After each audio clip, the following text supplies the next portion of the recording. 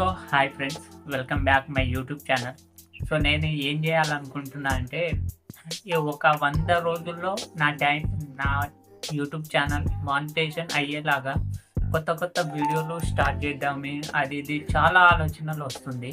కానీ ఈ చాలా ఆలోచనల్లో నా వీడియో అనేది పోవట్లేదు. ఎందుకో నాకు అర్థం కావట్లేదు. సో నేను ఏం చేయాలి అనుకుంటున్నా అంటే ఈ 100 రోజుల్లో నా టార్గెట్ అనేది పెట్టుకుంటున్నా. ఈ రోజు నుంచి నేను ఏ వీడియో చేయాలి, దానికి ఎంత వ్యూస్ రప్పించుకోవాలి, ఎలా ఎంగేజ్ చేయాలి మనుషులకి అనేది ఒక కొత్త విషయాలని. నా యూట్యూబ్ ప్రెజెంట్లీ ఎంతమంది ఉన్నారంటే 259 మంది ఉన్నారు. మీరు ఇక్కడ కూడా చూడొచ్చు. సో ఇంకొకటి విషయం ఏంటిదంటే నా వాచ్ టైం వచ్చేసి ఇప్పుడు ప్రెజెంట్లీ ఉన్న వాచ్ టైం వచ్చేసి 32 గంటలు ఉన్నది. సో ఇదంతా కాదు అని చెప్పేసి నేను ఒక అన్నని అయితే రీచ్ అయ్యాను. టెక్ ఛానల్ అన్న వాళ్ళు, ఏం చేయకు తమ్ముడు, ఎక్కువ ఫోకస్ ఏంటిది, ఈ టైం నుంచి ఈ టైంలో అంటే ఈ 100 రోజులు అనేది టైం పెట్టుకో. ఆ 100 రోజుల్లోనే నీ యూట్యూబ్ ఛానల్ అనేది కంప్లీట్ అయిపోవాలి. అలాంటిది టార్గెట్ పెట్టుకొని చెయ్యి, నువ్వు తొందరగా రీచ్ అవుతావు అని చెప్పేసి అన్న వాళ్ళు అయితే చెప్పారు. నేనైతే నేను ఛానల్ స్టార్ట్ చేసి కొంచెం రోజులు అవుతుంది. నా మెయిన్ ఛానల్ వచ్చేసి డిలీట్ అయిపోయింది. సో డిలీట్ అయిపోయింది. అది కూడా మూవీ క్లిప్స్ యూజ్ చేసి అది కాపీరైట్ స్ట్రైక్ పడి డిలీట్ అయిపోయింది. సో నా ఫేస్ ఎక్కువ ఎవరికి రివీల్ చేయలే కదా, అందుకని చెప్పేసి నేను ఎవరికి తెలియదు. సో నా ఫేస్ తోటి నేను కొత్తగా మళ్ళీ యూట్యూబ్ ఛానల్ స్టార్ట్ చేస్తున్నాను, రివ్యూ చేస్తున్నాను. డైలీ బై డైలీ నాకు ఎంతమంది వ్యూస్ వచ్చిందో, ఎన్ని వాచ్ టైం వచ్చిందో అన్నీ మీకు చూపెడతాను. మీరు కంటిన్యూ నా వీడియోను చూస్తూ ఉండండి, ఎండ్ వరకు చూడండి.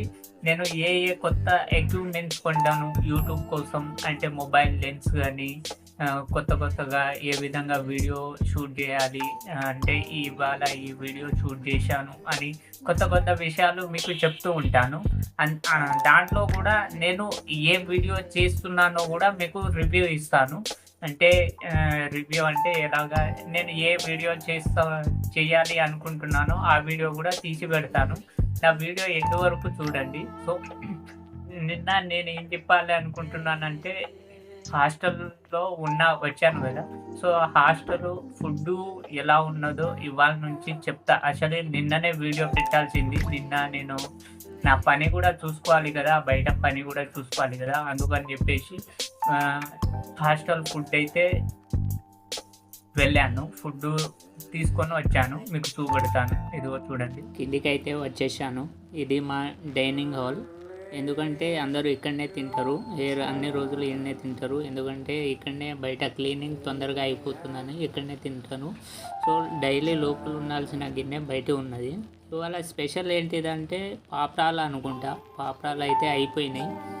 ఇంకొకటి పక్కన ఉన్నది పచ్చడ, అది చట్నీ గిన్నె, ఇదేమో పప్పు అండ్ అది పులుసు, ఇది మజ్జిగ. 3 బాగానే పెడుతున్నారు, బాగానే ఉన్నది. ఐటెంలు కూడా బాగానే ఉన్నది. సో అన్నం వేడిగా ఉందో లేదో నా ఫ్రెండ్ వేసుకుంటున్నాడు. ఫ్రెండ్కి అయితే అడిగి తెలుసుకుందాం ఎలా ఉన్నదో. సో పొగలైతే కనబడుతుంది వస్తున్నట్టు, వేడిగానే ఉన్నది. సో ఈ ఫుడ్ అంటే ఎలా ఉన్నది, ఇది క్లారిటీగా ఉన్నది చూడండి. అన్నం బాగున్నది. అండ్ అది ఏంటిది, వంకాయ కూర ఉన్నది అండ్ పప్పు ఉన్నది, పచ్చడి ఉన్నది. ఈ మూడిట్లో రెగ్యులర్గా తినేటోళ్ళు వంకాయ అయితే తినరు. పప్పు, అన్నం, పచ్చడి ఇదైతే ఓకే. సో ఇది ఫ్రెండ్స్ హాస్టల్ ఫుడ్. సో ఎలా ఉన్నదంటే నాకైతే తెలియదు, టేస్ట్ అయితే చేస్తున్నాను మీ ముందు. సో తినచ్చా లేదా అనేది ఓకే, నో ప్రాబ్లం.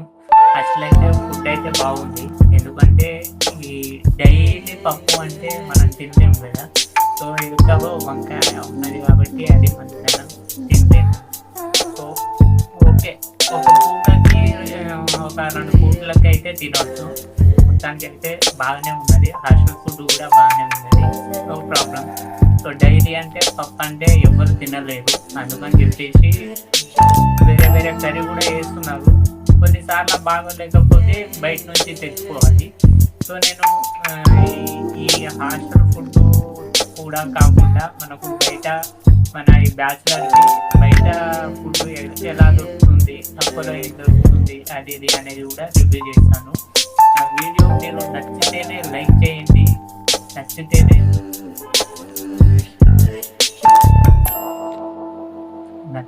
లైక్ చేయండి, నచ్చితేనే షేర్ చేయండి అబ్బా.